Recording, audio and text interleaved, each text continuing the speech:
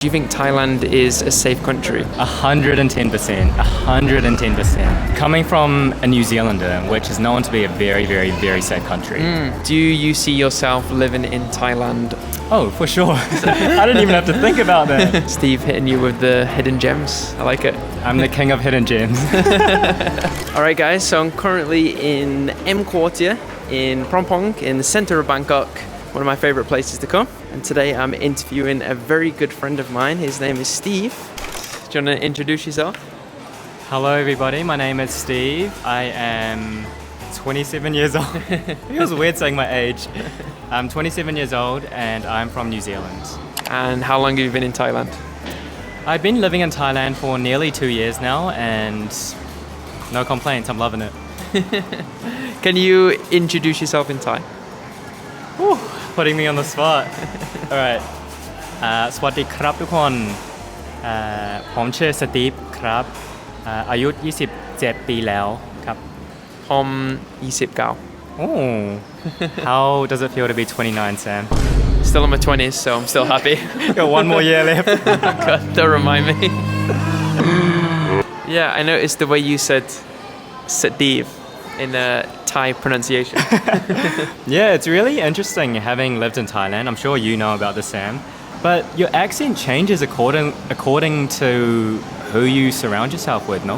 Yes. And there's certain words which, instead of saying in foreign way, you'll say it now in a Thai style. Yeah, yeah. Like, strawberry. Can you say it? Strawberry. School. Stainless steel. Wait, what? I guess when you speak certain words, you'll say it in like a Thai accent, right? For sure. I remember my sister came to visit me a few months ago. She was like, how do you get around Thailand? I'm like, yeah, I can speak a bit of Thai. And then after the trip, she was like, you don't even speak Thai, you just speak English with a Thai accent. Giving away the secret. Yeah. And I was like, that's kind of how it works. So, what's your visa situation being in Thailand? Ooh, my visa situation. So when I first arrived in Thailand, I was doing what everybody was doing, which was like, you would come for 30 days, you would leave, you come for 30 days, and then you extend it for another 30, and then you leave. I was doing that for a few months. And then I wanted to settle down long term and not think about having to travel, because I kind of got burnt out from running to the border every 3 weeks. It was tiring, so I was like, okay, what are the options to stay here a bit longer and not have to worry about these kind of things? So I hopped on a education visa. I found a school in Hua Hin, and that allowed me to do between 1 to 4 hours a week of learning Thai. And yeah, they gave me a year to kind of breathe and not think about visas. And so I've just finished that visa now, and I'm just figuring out my next steps. So yeah. In the beginning, you don't even know if you want to live here for sure. Therefore, I would say come on a tourist visa, see if you like it first, like actually spend time, integrate with people, culture, and then figure out the visa afterwards. Because like there's new visas that are out, like the DTV, which is like a digital nomad visa where you need like 500,000 baht in the bank, which is like $15,000, and then you renew it every 6 months, and it can last up to 5 years. But then there's also elite visas, a bit more pricey, like nearly $1 million baht for the cheapest. I'm definitely not on that. Me too. There's this new upgraded kind of tourist visa, which it was 30 days, but now it's 60 days. So you can come into Thailand right now, as of like a couple of days ago, for 60 days, no visa, right? And then you can extend that for another 30 days, so it's 90 days, which is 3 months. It's enough to kind of scope out what life could potentially be like. 100%. Okay, so a question I get a lot is how to make friends in Bangkok. Do you have any advice for that? I think Bangkok, being the most visited city in 2023, is in the world? In the world. Put up the statistic here. Somewhere on the screen. It's a melting pot of different cultures, different schools of thought, different types of people. There's everything that you want, right? And there's a lot of different ways to make friends. If you stay here long enough, you're eventually going to find your own crowds, right? I'm a boxer, I play touch rugby, and I also run casually. There's a few of my friends and I that have started a running club called Sabai Run Club. And it's just a community kind of initiative. And we get together twice a week and we just run around the park and we just catch up and have coffees afterwards. We don't place a big emphasis on the run, but we place a huge emphasis on the people that you meet, because I think when people think of Thailand from a tourist perspective, you think of all these crazy things you could do, crazy nightlife, but we kind of want an alternative. Like if you want to have a wholesome morning on a Friday or a Sunday, like come for a run and just meet some new people. That's really refreshing to hear. Yeah. So I guess it would be a really good way to socialize in Bangkok. For sure. We place a huge emphasis on the socializing. So the run's not the thing. But yeah, we've had a lot of people come through over the 4 weeks that we've been operating. They're still pretty new. They're very new. And most of them, or some of them are tourists. They're just like, oh, we saw you guys on Instagram. You know, we just want to do something wholesome on a morning. Like, you know, it's a good way to meet friends, I guess. I'm definitely going to have to check it out. Hold them accountable, guys. I'm just not good at waking up early. If there's no vlog about this guy's a liar. I've got a big question now. Why Thailand? Do we start with how did I end up in Thailand, or like why? It's really funny when you meet expats or when you meet foreigners that live here in Thailand.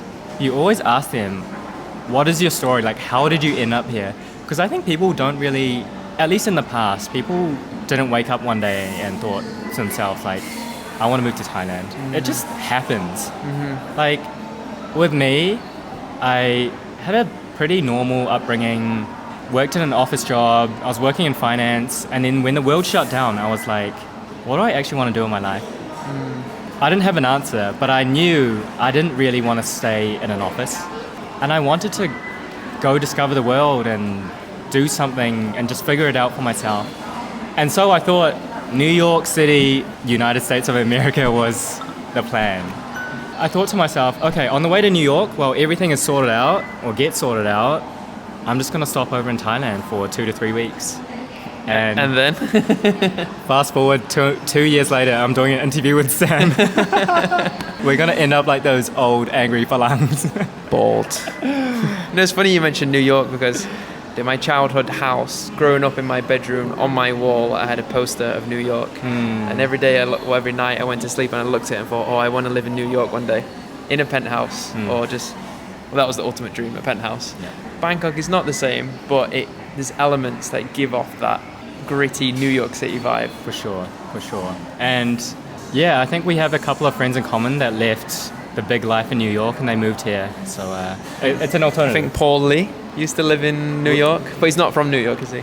No, he's from the south, but he's lived that life. Yeah. And I think he's in Bangkok for a good reason. Now for a bit more of a Sabai life. Sabai, chill. Yes, sir. Could you give everyone your top 3 clubs or bars in Bangkok?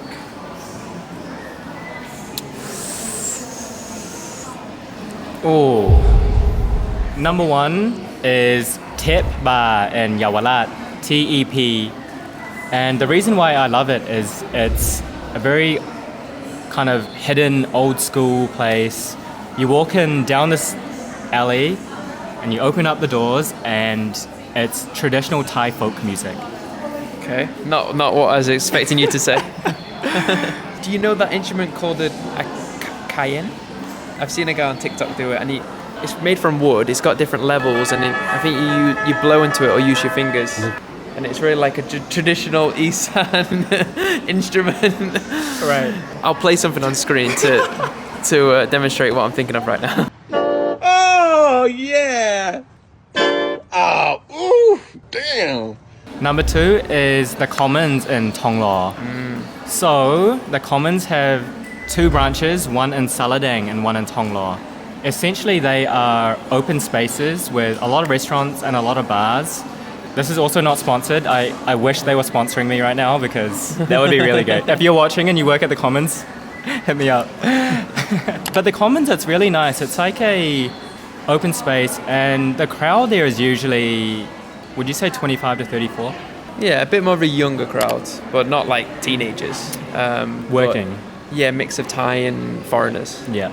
And it's one of those places where as a tourist, if you're scrolling through TikTok, you wouldn't see this place. It's one of those places where if you live here, you know if you know.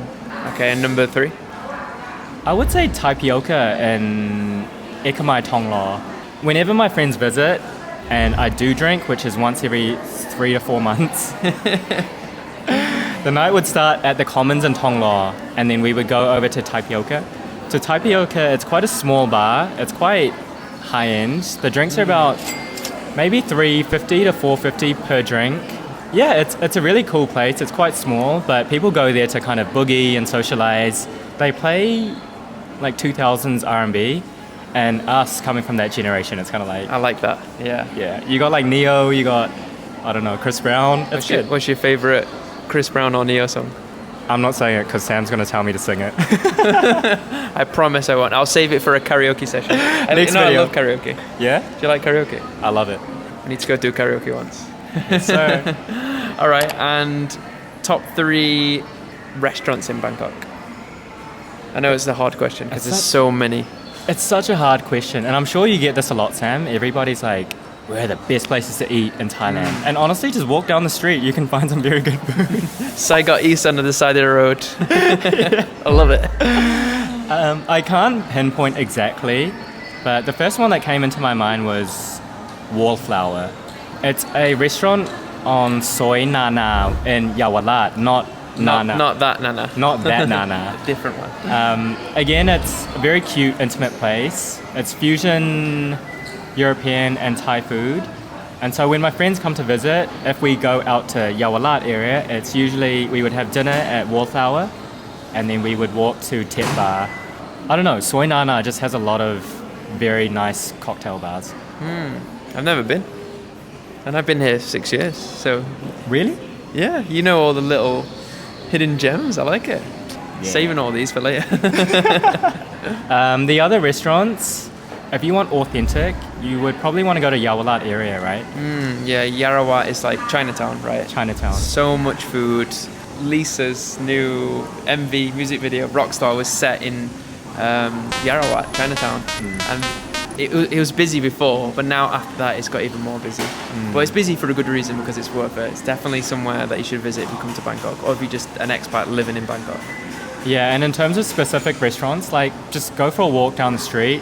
If you find an auntie that's running her own restaurant, For sure. Good advice. So that's 2, right? shit. One more. Is that 2? I've lost count. One more. Proper wine bar. It's an Italian restaurant, and you go there, have a glass of wine, or maybe a bottle of wine, and you just have some pasta. It's very expensive, but Okay, proper wine bar. Where is it? it's near here. It's in Prompong. Prompong. Okay. I think if you walk from where we are, probably 10-15 minute walk, but yeah, very nice. Steve hitting you with the hidden gems. I like it. I'm the king of hidden gems. What does a typical day in Bangkok, Thailand look like for you, Steve? It's nothing exciting, honestly. I would just wake up at 8:15. I snooze my alarm till 9. Have a shower, make some eggs for breakfast, sit at my desk, edit some videos, and then I have dinner. So a lot of the day is just editing. Yeah, but it's nice. But I'm currently injured at the moment. I hurt my ankle 2 weeks ago. So I rolled it. Oh. You take it for granted. You take walking for granted, honestly. When injuries like this happen, it's like... When I'm not injured, I would usually wake up at the same time at around 8 or 9. I would go to the boxing gym, come back, have some food, and then just sit at my desk until dinner. Yeah, that's usually what I do on a daily basis. I think like when people looking out inwards, when they see digital nomads or content creators, they expect us to like have this lifestyle where we're traveling a lot. It's like fast, on the pace, on the go, always doing something. But in reality, it's not. We're just at home, editing, working, lounging, and just being a homebody. Like I don't know about you, but I'm an introvert. So while I do enjoy socializing, I need that time alone to like recharge my batteries. Do you know what I find really interesting, Sam? What's that? When I see people working at the beach on their laptops. Oh, I could never do that. So I think you see these things online and it's like, oh wow, they're digital nomads and things like that. But one, your computer heats up so it stops working. Two, the sun is reflecting off your screen so you can't see the screen. And you're getting sunburnt. And you're getting heat stroke. Yeah. Like, you just want the AC, don't you? For sure. I think living in Thailand, you learn to love being indoor, right? Yes. And now I understand all the soy dogs that just hang around 7-Eleven. Yeah. They just want to get cool. Yeah, but I spend a lot of time at home now. I'm living in a condo and I spend a lot of money on electricity. But I think that just goes to show how much I stay at home and how much I just love being at home, actually. What's your electricity bill every month? Do you really want to know? I do. I actually am quite embarrassed. It's 3,600. Quite a lot for Bangkok. Yeah, so I'm living in an older condo. So that's why. Because the AC units will be older. Yeah. You like hit the button and then it goes like... and it's just like, you can hear it running. But I'm living in a place that is about 16,000 baht. I have 2 bedrooms.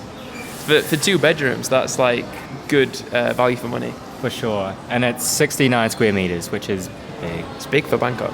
Yeah. Especially because you'll find these condos which are like studios. Yep. Like all these new complexes like Park Origin, Knightsbridge, places like that. They have all the facilities, which is cool. Muay Thai rings. I've seen some of rock climbing. But when it comes to the room, that's where you suffer and you'll sacrifice the room space for all the facilities. But I think you're on the same mindset as me, where just something like which you can just Call home. Yeah, homey. Homey. Yeah, exactly. I think part of my decision-making process when I was looking for condos, although we have all the high-rise, all the nice facilities here in Bangkok, I just thought to myself, how many times will I actually use the infinity pool? How many times will I use the library? I don't read. I actually don't go to the gym either. I don't use weights. Really? I'm surprised because you look like you're in shape. No, I don't hit the weight, so my requirements were very low. I just wanted a place to call home. So you must have a really good metabolism. Oh yeah, I eat McDonald's every second night. Really? Wow. See, I wish I was like that because like I have to really like be meticulous with what I eat. Yeah. Otherwise, I just like get really fat and out of shape. But a good thing about living in Bangkok, if you like walking, is you sweat a lot. Yes. I sweat a lot. Like as soon as I leave my condo to walk to the elevator, I start sweating. Yeah. Your And- back just gets drenched. Yeah. So most of, you have to go home and shower every day, which is nice as well. I remember when I first came to Thailand, I only showered once a day.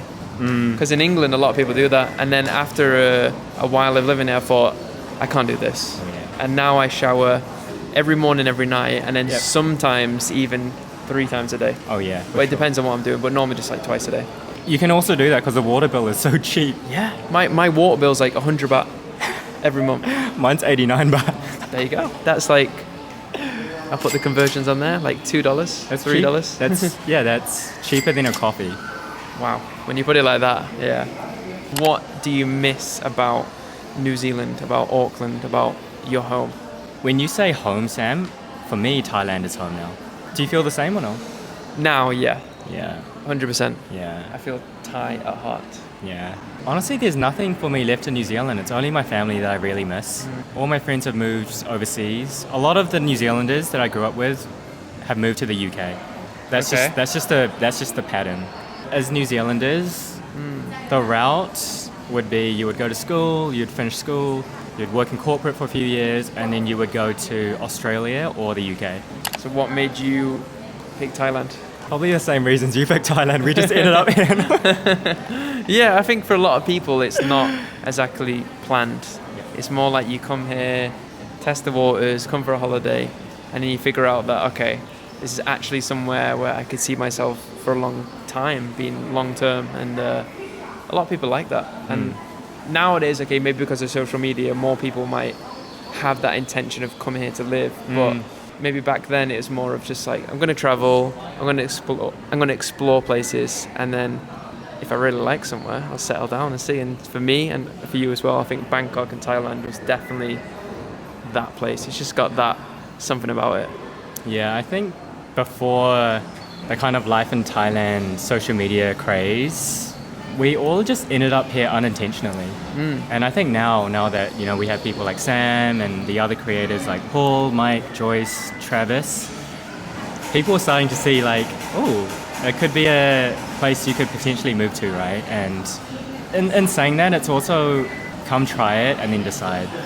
A lot of people that are living in another country and they think about moving to Thailand, they always worry about visa. But I would always say to them, firstly, don't think too long term. Just come, explore, see if you like it, because Thailand might not even be for you, but it might be. But you got to come and see. And obviously there's new visas which making it nowadays more easier, like the DTV, which is like a digital nomad visa, or the new extended tourist. It's like a tourist visa, isn't it? Where it was 30 days and now it's 60. And then obviously you can extend that to 90. So you can come to Thailand without a visa for 90 days. So it's plenty of time. It's 3 months to decide. It's plenty of time. But now you've been here 2 years. Fast forward 2 more years, we're going to be sitting here 100%. doing another video. So I think some people have misconceptions or beliefs about Thailand. Some people may think it's unsafe or dangerous. What do you think about that? Do you think Thailand is a safe country in 2024? 110%. 110%. Look, this is just my perspective, and this is coming from a New Zealander, which is known to be a very, very, very safe country. Yeah, I've heard about that. A few years ago in New Zealand, if something bad happened, crime, it would make the news. Like, it's changed a little bit now, but it's still very safe compared to the rest of the world. And I feel safer living in Thailand than I do in New Zealand. Wow, bold statement. But I think for a good reason. For sure. And I've been to over 20 countries, and this is the safest place that I've ever been to. I think there's a big misconception about Thailand. And saying all of that, there are areas that you are less safe or are more safe, right? It depends on where you hang out and everything. But generally speaking, it's very safe. I remember when I first moved to Thailand, I would say to my friends, hey, I'm living in Thailand now. And all of them would look at me like, like you must be living a crazy lifestyle. You must be going out and partying every night and like just doing everything that's under the sun, right? And I think Thailand itself has a brand from a touristy perspective that it's this crazy place where everything happens. But as an expat, it's different. On the thought of that, you know what may have caused some of that? Because the movie was so big, The Hangover. And in the Hangover movie, crazy shit happens. Yeah. What happened?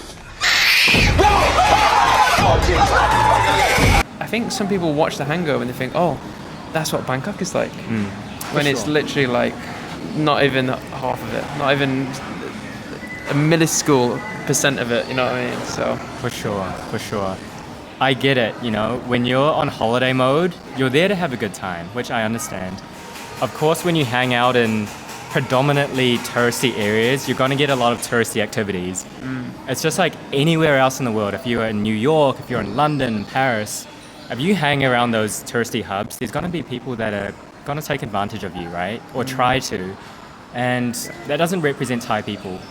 It's just a small handful that could give it a bad reputation. I think people have the phases, don't they? They go through the phase of partying and trying everything, and then after a while, you'll settle down. Maybe you'll move into a smaller condo or an older condo. Maybe you'll not go out as much or do different things. Instead of going to Pattaya or going to Phuket for a night out in Bangla, you'll want to go to Khao Yai or Kanchanaburi or province in Isan. So that's what's really nice about being an expat in Thailand. Is the longer you're here, the more you get to get involved with the people, the culture, and experience all these things which a tourist might not typically experience. For sure. And that's one of the things that we're trying to do with the Sabai Run Club. It's to have a community that's very wholesome and that doesn't necessarily entail going out and getting drunk and partying. You know, we want to be an alternative. When you don't want to necessarily have a big night, come for a run, come for a walk and just meet with some expats or meet with some local Thais and just chill. I like that as well, because I think there was one point in my life where I was thinking, I don't want to just have my only source of meeting new people on a night out. I hated that idea of just purely only meeting people on a night out. I want to do things, do activities, healthy things preferably, and meet people. And like you said, your Sabai Run Club, is it called? Sabai Run Club. Sabai Run Club is a good place for that, because it's not just about running or walking or drinking coffee, but also about socializing and meeting new people. And I think a lot of people do struggle with that, especially seeing as so many people come to Bangkok alone and they don't have any family here, and then a run club like this could be a perfect solution. Yeah, for sure. Imagine moving into the most visited city in the world in 2023. If you're coming alone, you don't know anybody. It's gonna be hard, but we get through it, and that's it. You need the downs to appreciate the ups. oh, for sure. That's what I think when I have spouts of feeling unmotivated or feeling down or feeling like a bit stuck. I think, okay, this is the path where I'm about to go up, and you need to get lost to be found. For sure. That's just life. You have your highs and your lows, right? Wherever you are, it's gonna happen. So yeah, just ride it through. Enjoy the process. Enjoy it. Yeah. So you actually have your own YouTube channel, right? And you launched it fairly recently. Yeah, my YouTube channel is 4 weeks old. Just a virgin. I'm not saying that. Go on. Someone's gonna take it out of context. What's the name of your channel in case people want to come over and subscribe? So I'm gonna say it in 2 accents. My YouTube channel is called I'm Steve Lim. Alternatively, it's called I'm Steve Lim. Thai pronunciation there. Reminds me of Strawberry. Strawberry. And what kind of videos do you make on there? Kind of very similar to what you do, Sam. It's just like walking around, hanging out with my friends. Which is why I brought you on this channel. For sure. Yeah, just daily life in Bangkok, just walking around, going to cafes, hanging out with friends, shopping. Yeah, just normal stuff. Just living your life and bringing people along. Yeah. I think people appreciate that. I think people want to see normal people do normal things, no? Instead of romanticizing a lot of things, we're here to just tell you guys what life could be like. Yeah, just showing it for real. Yeah. All the ups and all the downs. Last question. Do you see yourself living in Thailand long term? Oh, for sure. Easy answer. I didn't even have to think about that. Silly question. No, when I first came here, I was giving myself a year. And, when a year passes, it's I'll just do another year. I think that's generally what people do here in Thailand. It's just I'll just do a year and see what happens. But I made the decision to commit for at least 3 to 5 years. So for me, New Zealand isn't home. Thailand is home. Yeah. You've got a good group of friends. Yep. You're pretty settled. Yep. You've got a nice condo. Yep. What are you missing? You got everything. Yeah, so thanks for coming on the channel. Thanks for having me. That was a nice little chat. And as always, see you guys next time. แล้วเจอกันไหม เจอกันครับ สวัสดีครับ ขอบคุณครับ สวัสดีครับ